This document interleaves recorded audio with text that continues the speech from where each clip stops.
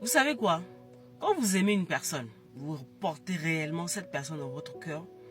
Souvent, quand la personne est sur le point de se mettre dans les problèmes, vous avez tendance au fait à vouloir aller sauver cette personne. C'est-à-dire que la personne ne voit pas le danger arriver, mais vous le voyez. Et vous allez commencer à développer des techniques, des choses pour pouvoir sauver la personne. Ou par moments, ça peut être, vous voyez la personne dans une situation et vous voulez lui apporter votre aide. Ce qui n'est pas mauvais en soi. C'est une très bonne chose. Mais le problème se trouve où?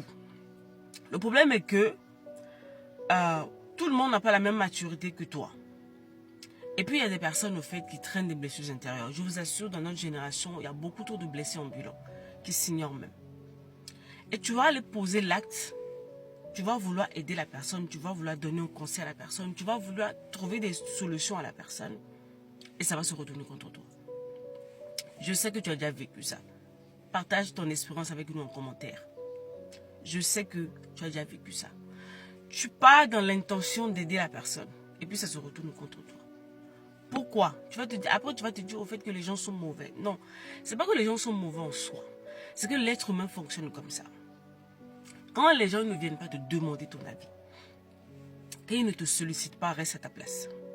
C'est comme ça que fonctionne la psychologie humaine. Tu penses bien faire, mais ça peut se retourner contre toi. C'est comme ça que l'humain est au fait. Il y a des gens qui ont la maturité nécessaire de comprendre que non, en fait, tu ne veux que leur bien. Mais malheureusement, la majorité ne l'ont pas. Et ça peut se retourner contre toi. Donc, attendez qu'on vienne demander vos avis dans les choses. Attendez qu'on vous sollicite. Tu peux aimer une personne comment? Et tu vois la personne en train de tomber dans un trou. Si la personne ne te dit pas, ah, au secours, ou fait quelque chose, machin et tout, ta part est de prier pour cette personne, en fait. Parce que tu vas aller rentrer dans quelque chose dans lequel on ne t'a pas sollicité. Du jour au lendemain, ça va être, ah, je t'avais rien demandé. Combien de fois tu t'es levé pour aider une personne et puis à la fin, la personne t'a dit, de toute façon, je ne t'avais rien demandé. Combien de fois ça t'est arrivé? Plein de fois, non? Tire la leçon. Il y a quelques années, il y avait une personne autour de moi qui rencontrait un certain nombre de difficultés au fait. Et vraiment aimant la personne, je suis rentrée dans son WhatsApp. Je lui ai écrit. Je lui ai dit un certain nombre de choses, pensant bien faire. Vraiment dans toute la bienveillance. Le but, c'était d'aider la personne dans son travail. En fait. 24 heures, 48 heures après, la personne m'a laissé des messages. Ça m'a fait froid dans le dos. La personne m'a ramassé. La personne m'a lavé. La personne m'a frotté.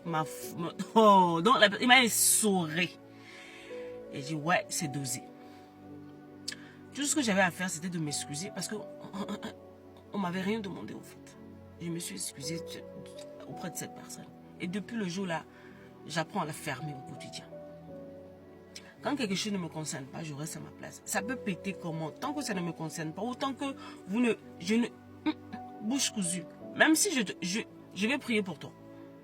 Tant que tu ne viens pas vers moi, tu ne me sollicites pas. Moi, Noélie, je vais venir ouvrir ma bouche dans tes yeux. Jamais. Je l'ai appris amèrement. Mais c'est ça qui est là. Donc, faites attention. Vous allez souffrir pour rien. D'accord? C'est l'être humain qui est comme ça. Voilà.